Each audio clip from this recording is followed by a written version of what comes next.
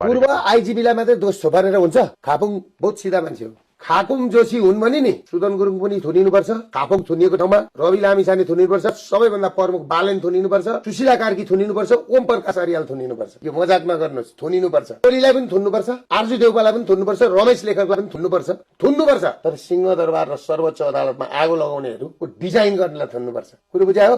इतिहासले छोड्दैन। आज जसरी केपी ओलीलाई लखेटेको छ नि, त्यसरी नै लखेटी एक दिन यिनीहरूलाई गरेन छ भने मलाई भन्नु। राजा सहितको आज त राजा कति अपरिहार्य रहेछ भन्ने कुरो त सब आम जनताले बुझे नि।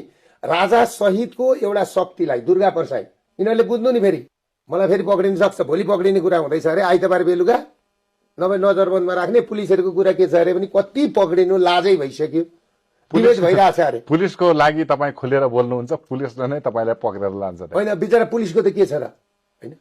माथिको आदेश भन्छ। अब माथिको आदेश जागिरको सवाल भन्छन्। मैले कतिपल्ट भन्छु उहाँहरूलाई, माथिको आदेश तपाईँहरू जागिरको सवाल भन्छन्। तपाईँहरूको देशै गइसक्यो, अब कुन जागिर खानुहुन्छ र? देशै नरहेपछि